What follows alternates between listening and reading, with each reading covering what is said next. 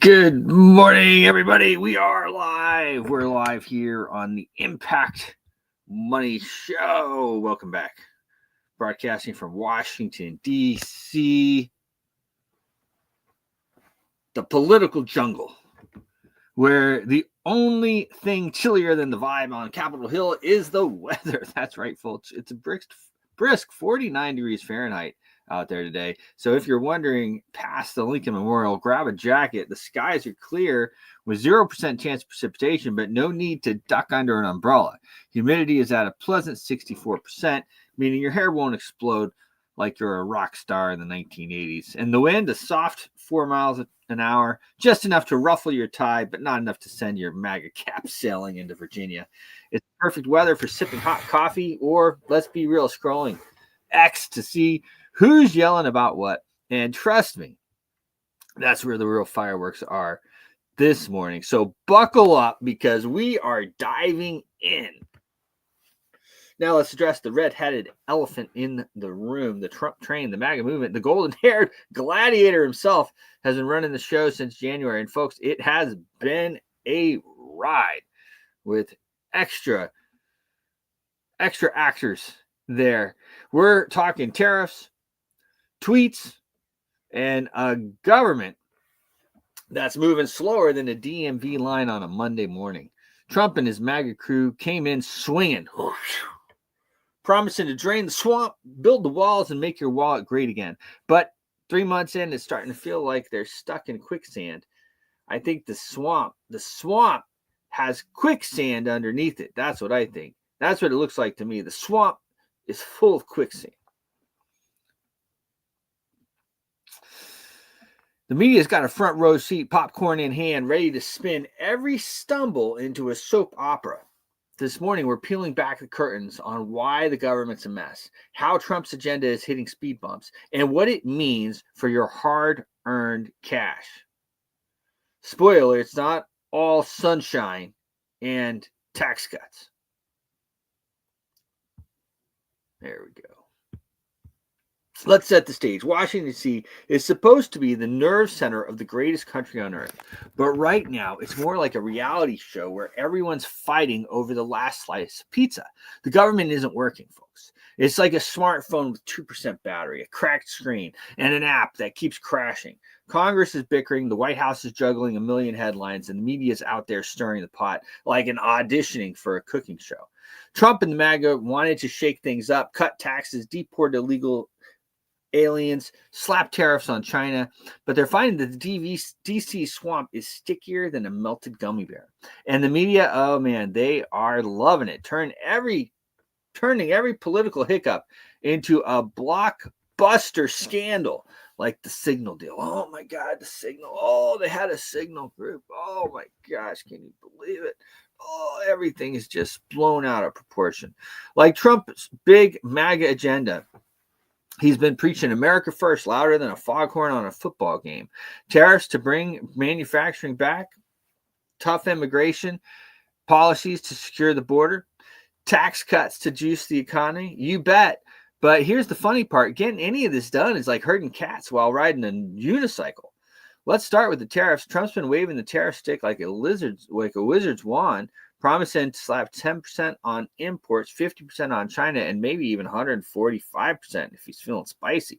The idea is simple. Make foreign goods pricier, boost American factories, and create jobs. Sounds like a winner, right? Except the media is screaming the tariffs will jack up the prices for everyone from sneakers to TVs. CNN's got economists saying it's a recession waiting to happen.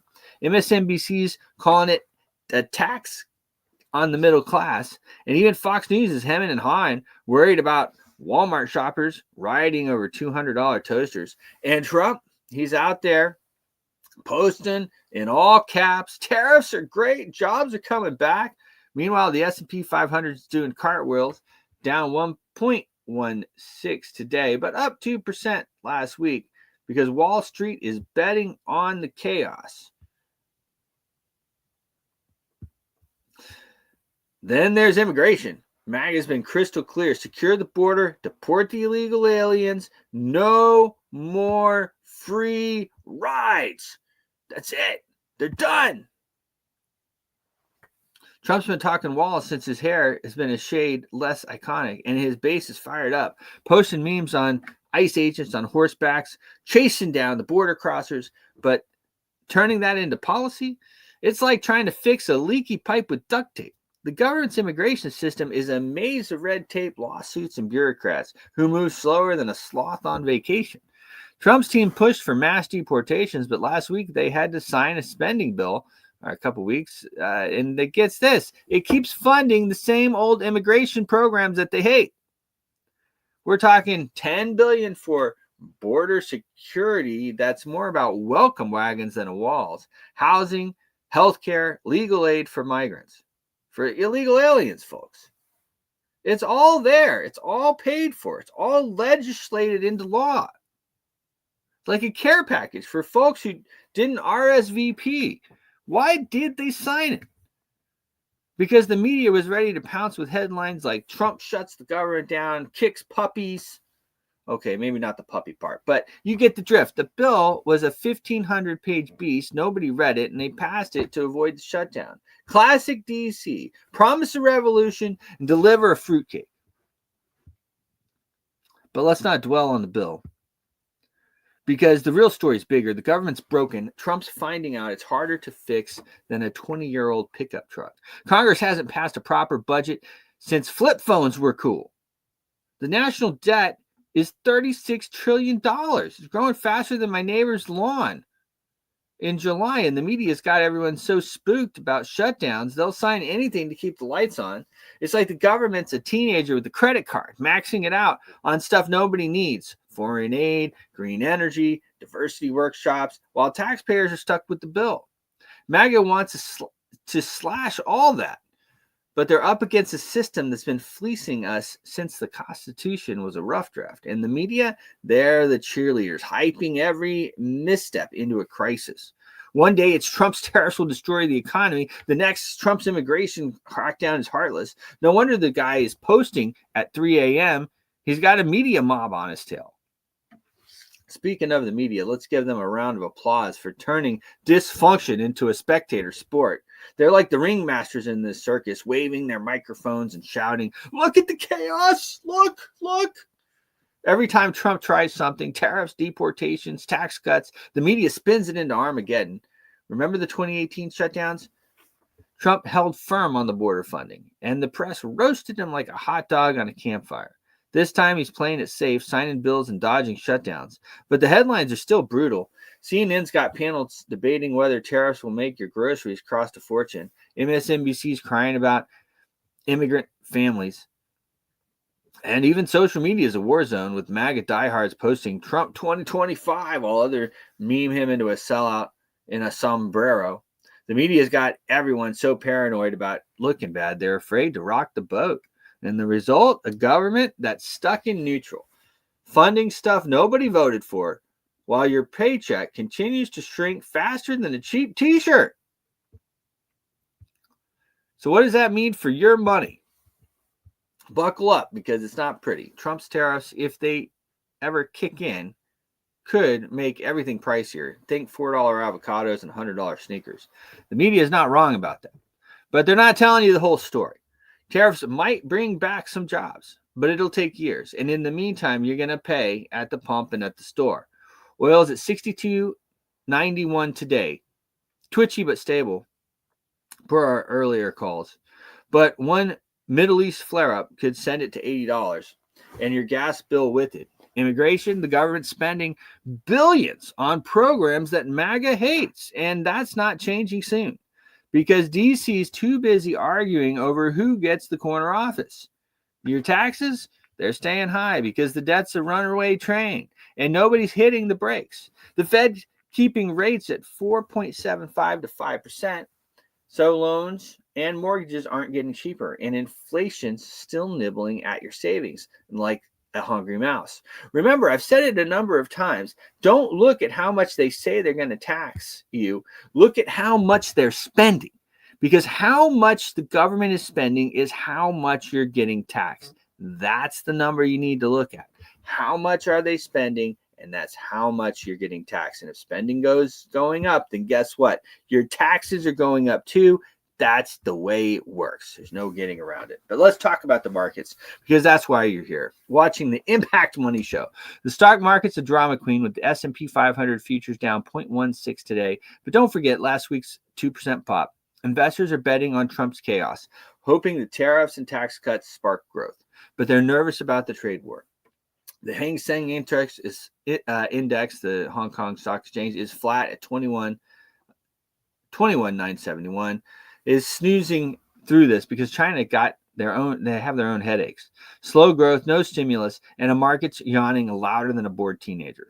Crypto, oh, it's the cool kid at the party. Bitcoin at 94,829 as I put the show together. Let me see here. That's changed. 94,339 now, moving down slightly. Laughing at the government's mess because who needs bureaucrats when you've got blockchain, right? Ethereum's at 1810 and altcoins like XRP actually 1792, and altcoins like XRP and Solana are riding the wave. If you're not in crypto, you are missing the party, but watch out, those tariffs could crash it. Gold and silver at 32.90 and 33.22 are chilling, ready to shine when the government inevitably screws up again. And oil, it's like the friend who's calm until they're not. One wrong move in the Middle East, and we're all paying $5 a gallon again. Now, let's get real about Trump and MAGA. They came in with big promises, drain the swamp, secure the border, tax cuts, but they're learning DC is a beast. The government's not just dysfunctional, it's a master at keeping things the same. Trump's tariffs are stuck in the negotiation hell, and the media is shouting recession every time he mentions China. Immigration reform, it's a pipe dream, with billions still flowing to programs that Trump and MAGA want to cut because nobody wants to risk shutdown in the media firestorm. The tax cuts, they're on the back burner because the debt's too big, and Congress is too busy fighting over who gets to post about it and go on Fox News first to talk about it. The MAGA base is fired up, posting about America first, but they're starting to grumble. Check the memes. Trump's either a hero or a sellout, depending on who you follow, and the media is eating it up, turning every policy fight into a reality TV episode.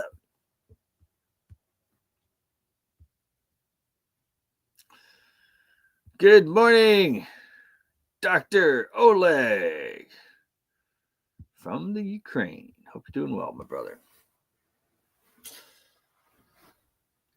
So what's the takeaway? The government's a mess. Trump's agenda is hitting the walls, and the media is making sure everyone's too scared to fix it. Your wallet's taking the hit.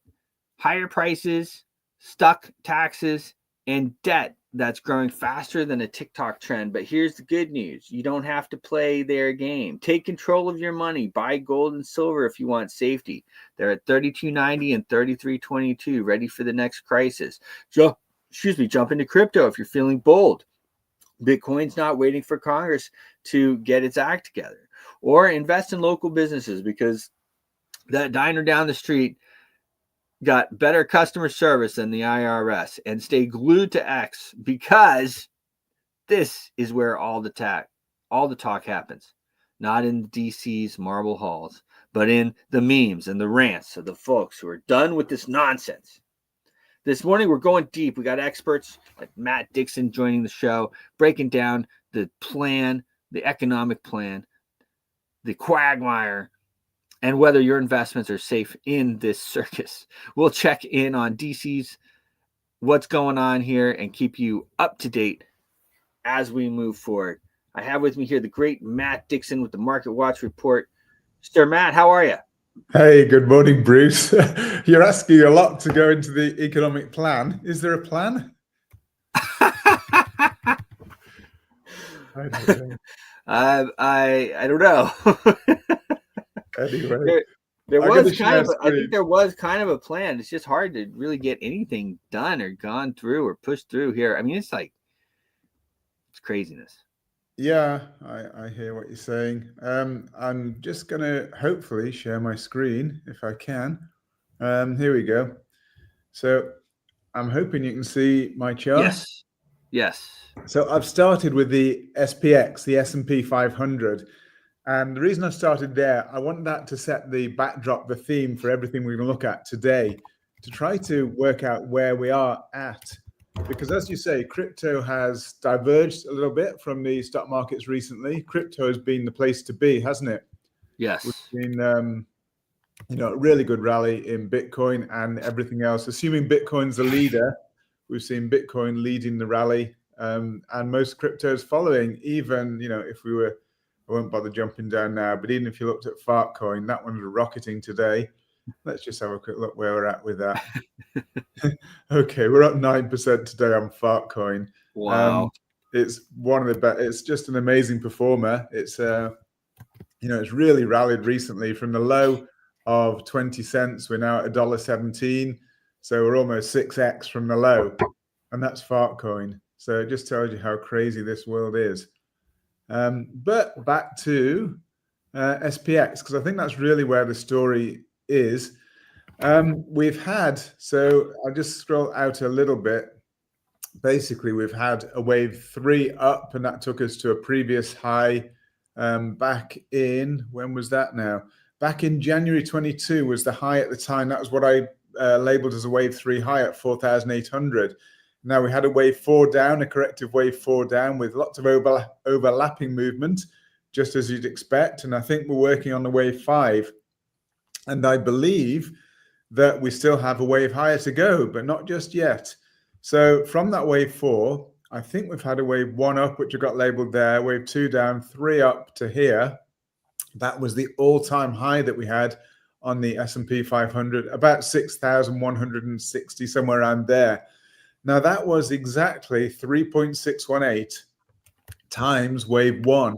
Now, 3.618, as you may remember, isn't actually a Fibonacci number, but it is still quite an important extension that markets often follow.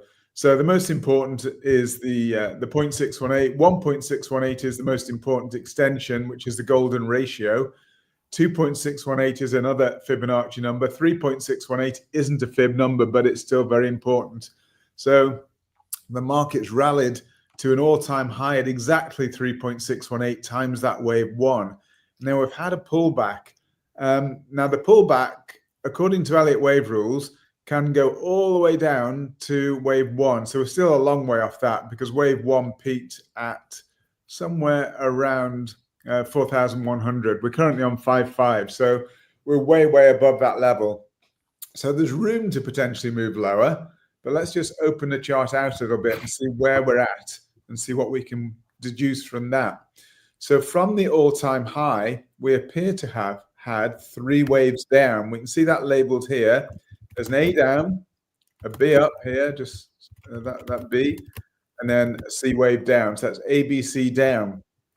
Now that can be a completed correction, and from there we can then rally again. So wave 4 could be complete here. You could potentially say wave 4 is complete, but we have a bit of a problem because you can never tell whether that is the completed correction or whether it's just part of a larger correction, which is going to be ABC down, ABC higher perhaps, and then maybe a further 5 waves down, 3 or 5 waves down. So there's potentially further down to come in this correction. And I think that's probably the best way to look at this.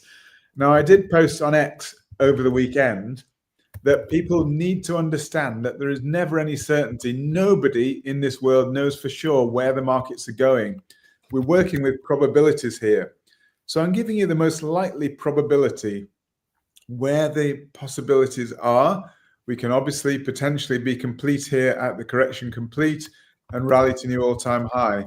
But the probabilities are telling me that most likely scenario is that we've had 3 waves down. We're working on 3 waves higher. And again, if we were to look at shorter time frames, we'll see that there's a lot of overlap in this movement higher here. So it's not a wave 1. It's another little A wave higher, B wave down, and C wave higher.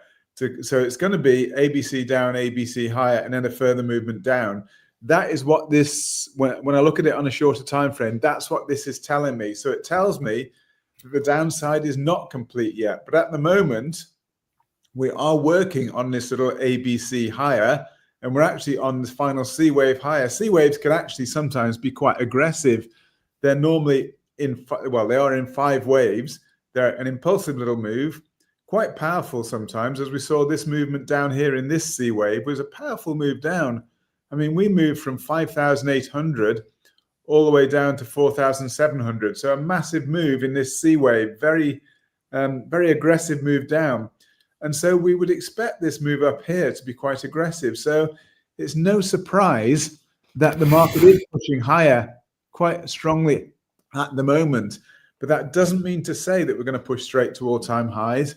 I believe because of the internal wave counts, we're just looking at the ABC higher, and then we're going to get quite a powerful move down. So there's a nasty shock to come yet, I believe, in the market for the S&P 500. And although Bitcoin and cryptocurrency has diverged in a very positive way recently, I actually believe they're also going to succumb to the negativity that will come. But short term, there's definitely, I think, some more fuel in the tank for some movement higher, a bit more positivity to come. And there's still a lot of uncertainty around what is going on with Trump tariffs, etc. There's been some talk today about Trump maybe stepping back from these what appear to be disastrous tariffs. Who knows? Some people say he's got a strategy. Yeah, it's really, I don't think he knows. Yeah. So this is my prime case really. My prime thesis here is that we're basically working on ABC higher, and then we are going to get a really nasty sharp correction down, but that isn't the end of the move. Following that, I do think we are going to push then to new all-time highs, but it's just in the short term we've got quite a bit of uncertainty ahead of us. So let's just take a quick look at this FedWatch tool, which I'm always referring to. We still see that for the May the 7th meeting, we're getting close now to that, aren't we? We're only 10 days, a couple of weeks away, something like that. Yep. So we've got 91.8% chance of a hold on rates. So that's telling us that the market isn't ready for a cut in rates yet. We're highly unlikely to get, and despite all the pressure that Trump has been putting on Fed Chair Powell, it looks like we are definitely not going to get a cut. We're going to get another hold in rates, which is not bad for the market. It's not. It's basically fairly neutral. Obviously, it's a hold, so relatively neutral. There shouldn't be any major impact. What might impact things is if there's a change in the commentary that goes with it to say we are going to get a cut in the future. So there's just an 8.2% chance of a cut at the moment.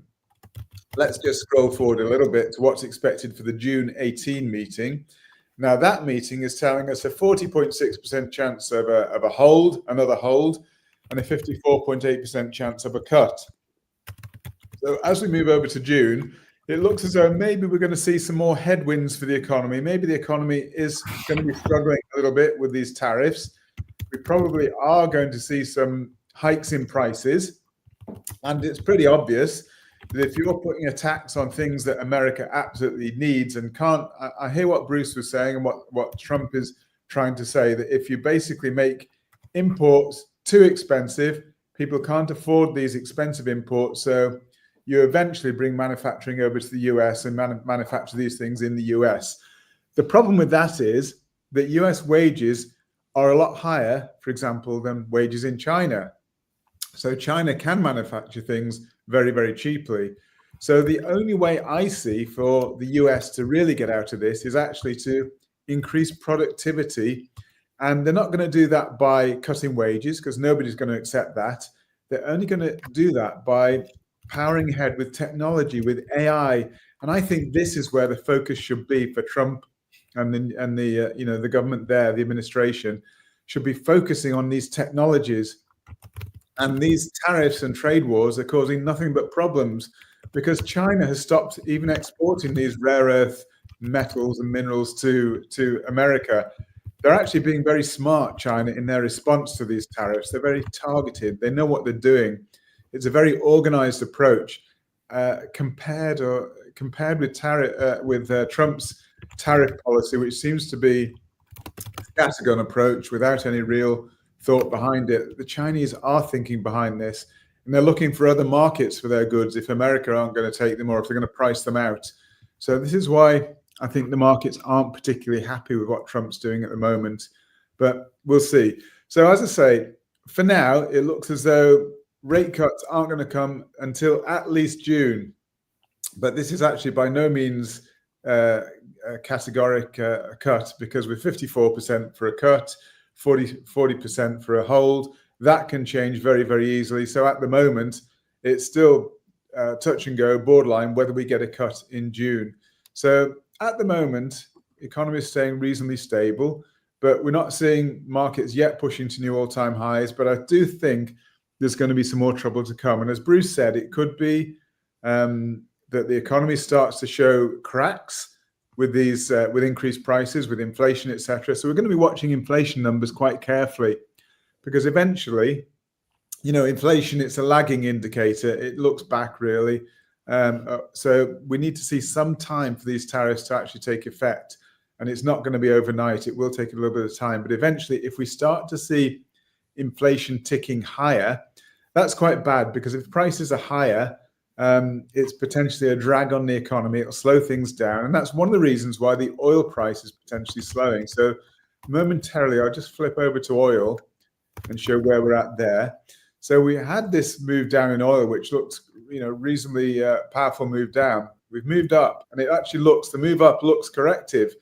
You can see what I mean by that when you look at the overlapping nature of this, that basically even this move down overlap this move up. So there's a lot of overlap there. So for example, from the top here, the move down so far hasn't been overlapped by the move up.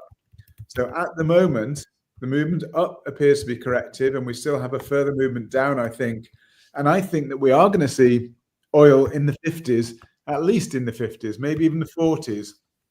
That would tell me there's going to be some slowing of the economy and some challenges ahead for the economy. And that's where I think we're going to see the stock markets get hit. And where I think, just flipping back to the S&P 500, where I do think that this correction, ABC down, ABC higher, is going to result in a further push down. When you get 3 down, 3 up, it's called a flat correction. A flat is a 3-3-5 correction. So you have 3 waves down, 3 waves up, and then 5 waves down. The 5 waves down should be quite powerful. Maybe an economic shock, maybe a geopolitical shock, maybe with Iran, Middle East, you know, who knows, with Russia, Ukraine, I don't know. I mean, we hear talk of peace, you know, peace initiatives and so on with Ukraine, Russia. I don't know. Let's hope that is the case. But if it doesn't happen, I think at the moment the market's seeing glass half full. They're taking a positive approach to things, but things could easily break down. And that's, you know, we do need to be careful. If we're going long the markets, by all means, I'm seriously tempted to go long. I'm not at the moment. I'm actually waiting for lower prices. Even though the market at the moment is going higher and will probably continue higher for the short term, I'm keeping my powder dry at the moment, staying out of the market a little bit. If we just flip over to gold, let me just see, there's gold. We've had a bit of a move down in gold, and actually I think that signaled a wave 3 top here. But wave 3, obviously we have wave 4 down and wave 5 higher to go. So longer term, I still think we've got higher to go with gold. So once again, as I've always said, we don't chase prices higher, but when we see decent dips, we buy the dip, and that's the place to dollar cost average and buy at more attractive prices at lower prices when we see a dip. We're still in, let me just check if I scroll this out a little bit. We're still very much in golden cross territory from all the way down here.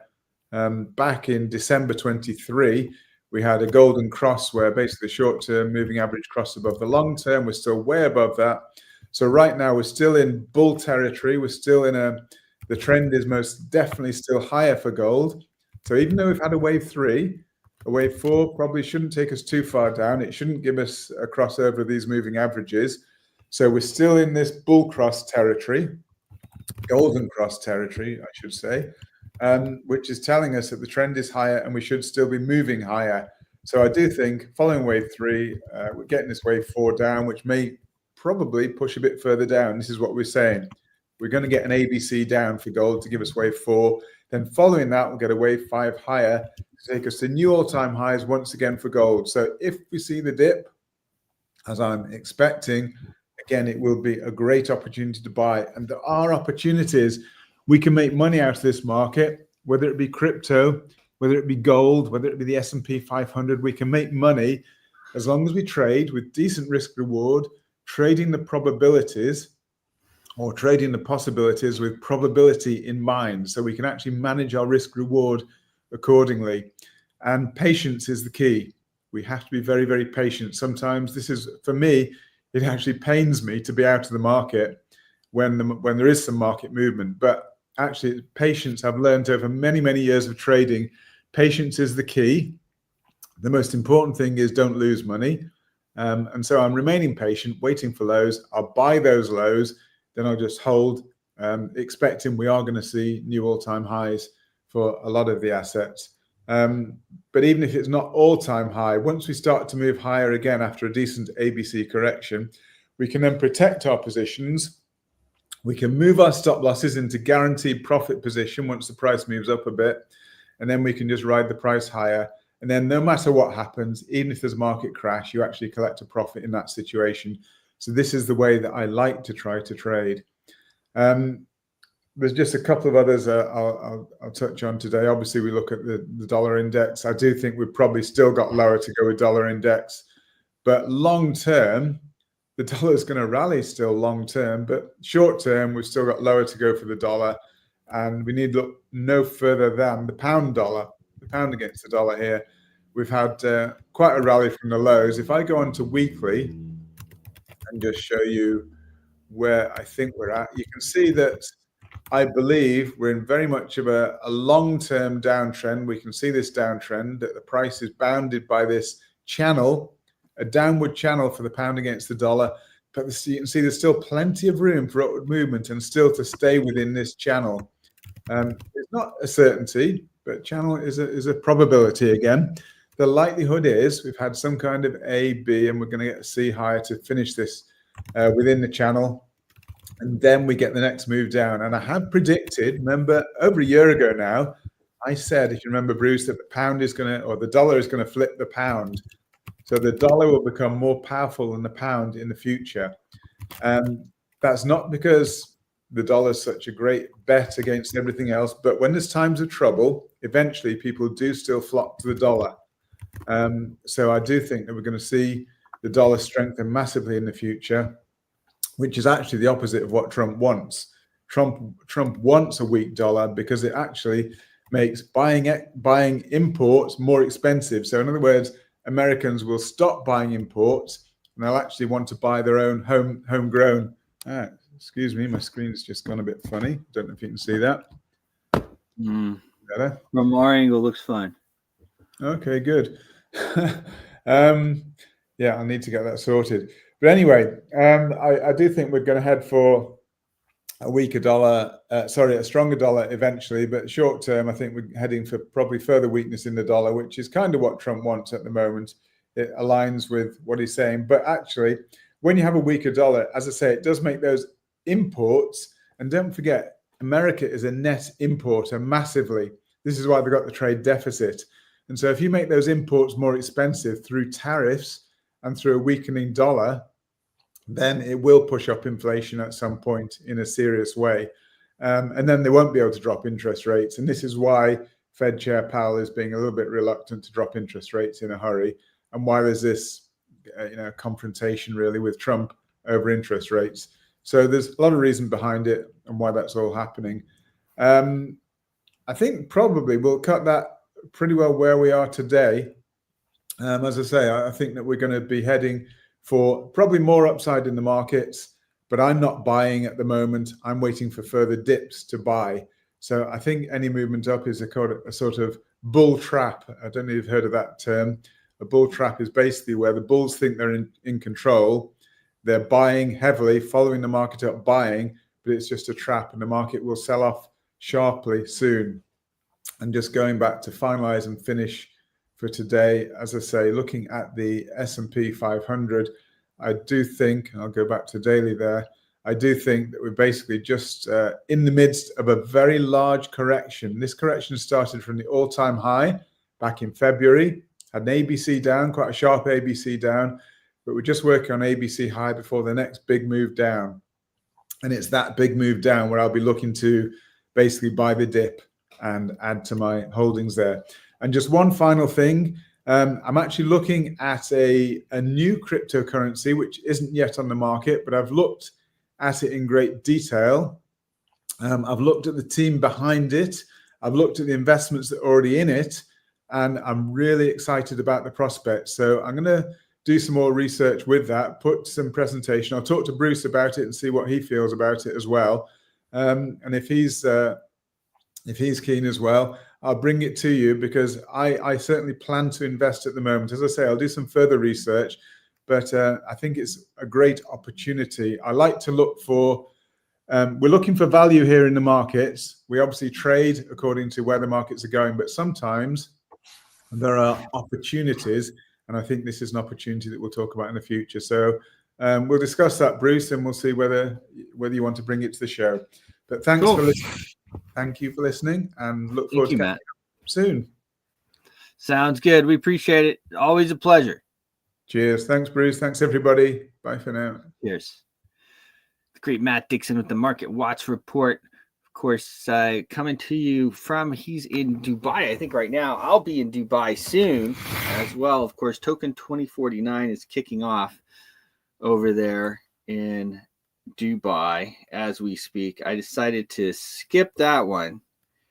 It was just too much for me, but we are going over for the Global Family Office Investment Summit with our good friends over there, and that's going to be something else. That's I think the 6th and the 7th. That's it, the 6th and the 7th.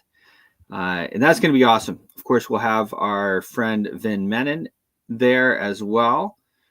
We will have George Ferrato as well. George with his George is raising a lot of money, as a matter of fact, for some AI farms. This is like big business. Now, it was for a while, of course, and it still is in a way, but you had these big, huge server farms, big, massive mining farms for Bitcoin. Now the big move is these big farms for AI. And they're, you need massive computing power. So building these things, pretty interesting. And then as well, we have the gentleman who joined the show on Friday, Mr. Ryan Bess with Stable STBL gold-backed, really interesting project that he has as well, building a pump fund with gold. So everybody would be able to start gold-backed tokens, because you do the launch on that, and then you go. Now, over the last few weeks, I've done a lot of different interviews. We were at YALCon, WALCON, YALCON over the weekend. My brother is up here as well. So my brother, Sir David Porter, and I were there at YALCON, had a great time. Of course, we also had our good friend Randy Schwartz down in Panama at Panama Blockchain Week, doing some interviews there. So we're going to bring you some of those interviews. And then as well, of course, I was in Liberland for the 10th anniversary of the world's newest micronation. And that was obviously a lot of fun too. So we have some great interviews from there. Liberland really taken off. We were one of the sponsors for YALCON as well over the weekend. Sponsored the networking social and got on stage for a little bit. Really, YALCON is Young Americans for Liberty. Very interesting. I was able to interview Matt Kibbe. He's got a show on Blaze TV, as well as some other interesting people. And then now the Liberland event, I was able to interview some interesting people as well. One of them was Gareth Ickey, of course, David Ickey's son. So David was one of the speakers that we had there for Liberland, and his son as well. So I got to interview his son, and that upload is just finishing. It's been a little tricky for me to get from phone to the computer for whatever reason, but it's almost ready, and I'm going to play that. Pretty interesting, the David Icke, very well known in certain circles. Obviously, to agree with everything that he says is a little hard, I would say, to do, because he says so many things, but he says a lot of great things, and he certainly is right about a lot of great things. His son did a really great job as well, speaking and then hosting his father. The event there in Lieberland, and at the Lieberland Arc, as we call it there, we have a free zone there in Serbia as well. It was a really great event. Wonderful people that are involved. The thing that about Lieberland that really draws me to it, it's like in the beginning when we had Bitcoin, and Bitcoin was like, okay, well, here's a way that we can bypass the central bankers. Here's a way that we can start to take power back that has been taken away from us for all these years. We can start to take the power back from these people. And that was initially what I saw, of course, with Bitcoin. And then you get into something like Lieberland, which is a new micronation that is the beacon of freedom in the world, in Europe, in the world. They believe in privacy, they believe in ownership, they believe in freedom. I mean, these three things that I talk about all the time around the world that are so important. And so that's why I'm a big supporter. Of course, I'm also the Washington, D.C. representative. And here is that interview here. So let me pop it up here. This is with Gareth Icke. Let's see here. Boom. Hold on here. I got it. It's right here. Bam. Well, I think I have it. Where'd it go?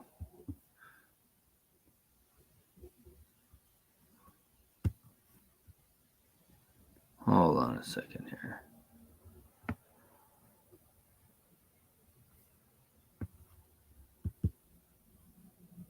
Yeah.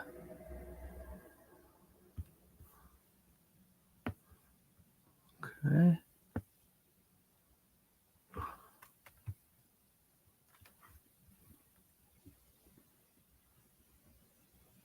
I'm not sure why that's not playing. Hold on a second here.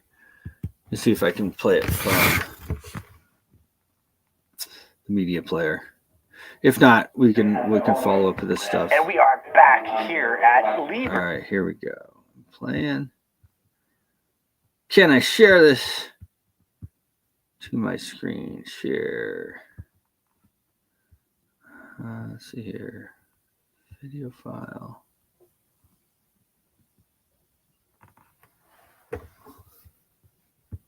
All right. Should I just deal with me here for a second? If this doesn't work, then I'll.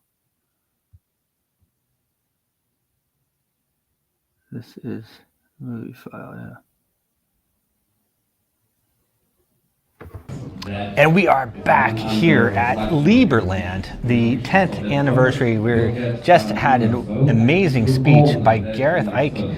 I mean, he's almost like, his father, I just asked him, like, what's it like to have a father? He's so famous, of course, David Icke. So tell me a little bit about it was an amazing speech. Thank you. You spoke to me, you spoke to a lot of other people. How has your involvement in Lieberland started?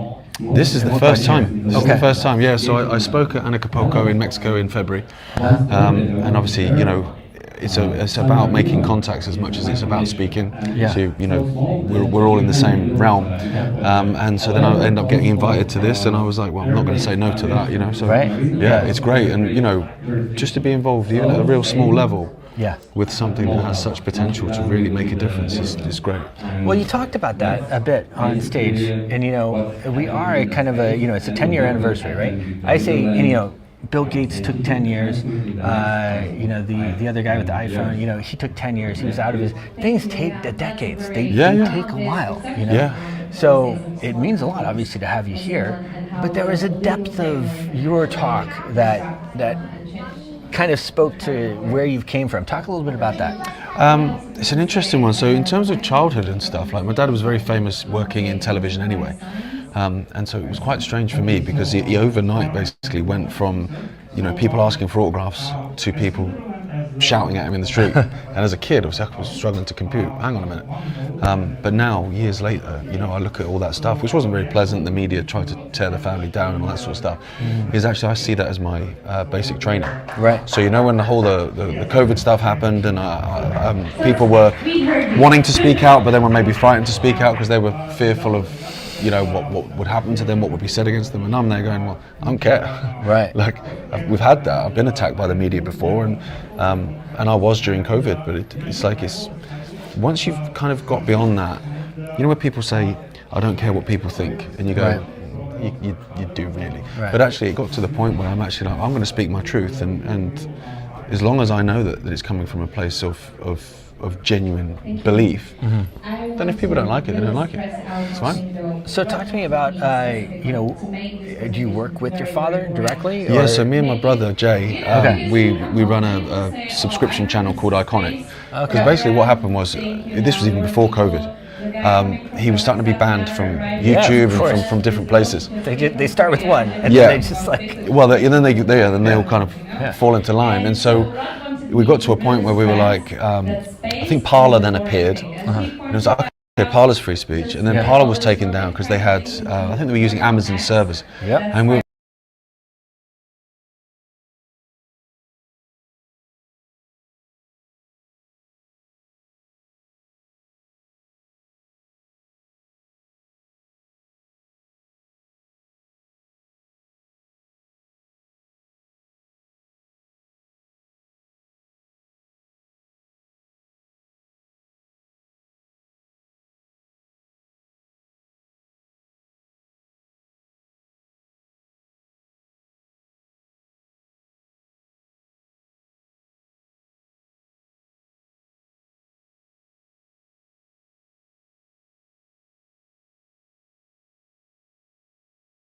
me and my brother was like, mate, if like 1% of your infrastructure is owned by them, they can pull it. Yeah. So we spent then the next 4 years building everything bespoke and in-house. Okay. So now all the video hosting, like there isn't a single part of Iconic that is dependent on anyone else now. Oh, interesting. And it's the timing, like we launched Iconic in November 2019. Okay, yeah, I didn't you put think it the all world- together. the I world didn't went put it like all that, yeah. together. Iconic and you guys. Okay, so that's interesting. So I also work with my brother. Are you the older brother or younger? I'm the older one, yeah. Yeah. I am, yeah. It's all right. Like we're very different people, and I think so. For years, we probably kind of fought a little bit with those differences, and we've got to a point now. Like I'm in my 40s, and he's in his 30s. We've both got kids, and we're like, well, you're good at this, I'm good at that. Let's just try and complement each other rather than having that sibling shit going on. Yeah. So. Well, it is a lot of fun. I have two of my kids myself, two daughters that are 10 and 15, and I look at like with the trajectory of where we're going right now, and without people like us, people that are involved in Lieberland, people like President Vic, even people like Trump for all his faults, but we are really in a bad space. And how do you see the next few years playing out? What does the average person need to do in order to positively affect the outcome? The problem is, and I've thought this for a while, is that we need things to get bad to get people to turn it around. It has to. We got to break it down first. Well, it's kind of because I think as long as people, and I hate this, but I think as long as people have got something to cling on to, then they will shut them out and they will cling on to that and try and protect that. Once people get to the point where they've lost everything, which is more and more people now, then all of a sudden, if your back's, for instance, if I'm being chased by some guys, if I've got somewhere to go, I can run and I can run and I can keep running. Once I get to the point where I'm up against the wall, what do I do now? Well, I've got to fight because I've got no other choice, nothing else to lose, And so I think the more people that get to that point of having nothing left to lose, if I was in a boxing match, the one I wouldn't want to fight is the one who's got nothing to lose. Right. I want to fight that guy. Yeah. And so what they're doing at the moment is bringing everything down, but they're creating an army of people that are going to turn around and fight back. Yeah. It's just sad that it has to get to that point. It's taken so long too. I mean, in the U.S., it's kind of interesting because, of course, we're primarily a group of people that were just like, screw off, left, and, and homesteaded there. So it's interesting how long it's taken. It's like the slow boil.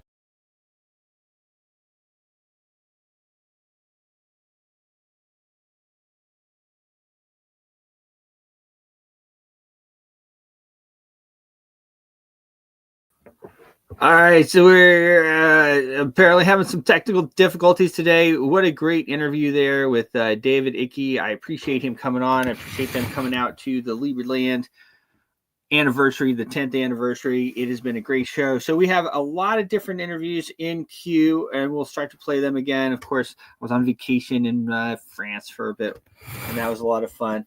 I would love to play my daughter singing God Bless America yesterday, but you know how YouTube is. They just like, oh yeah, I don't know what their deal is, but if you play anything that's like that, they usually give you a nick. So I won't do it now. Maybe I'll do it tomorrow.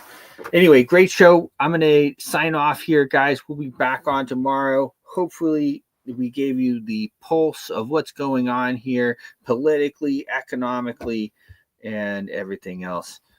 That's it for me for now. We'll see you in the morning. I'm on X if anybody needs to get a hold of me. Cheers. Hey, Randy, I got another home run for us, man. This 2-bit exchange is absolutely amazing. Hey, Bruce, what's up, man? Yeah, why don't you tell me about that 2-bit exchange?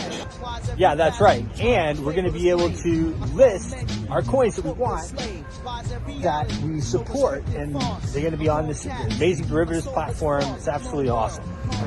Derivatives? I love derivatives. I can't wait to be on the trade copy program.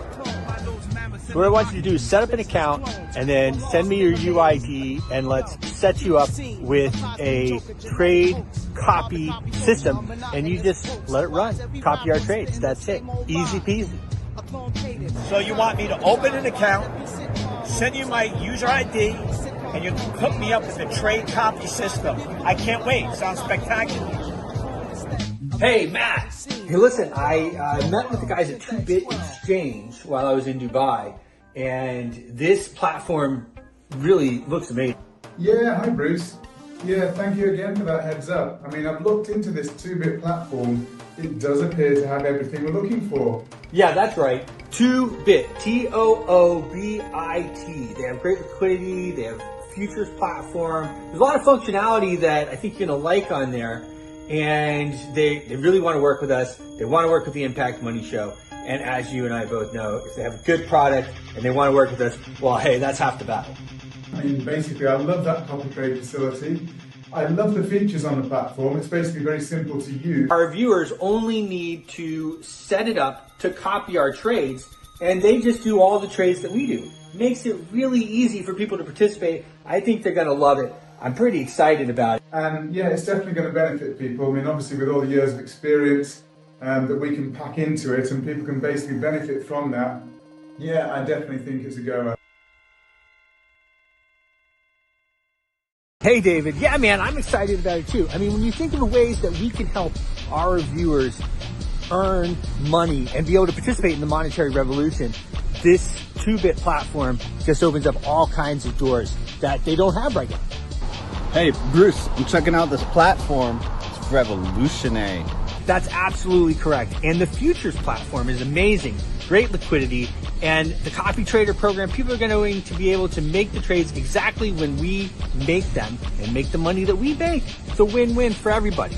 Open for U.S. customers, and you can deposit money with a credit or debit card. Doesn't get better than this. Beautiful.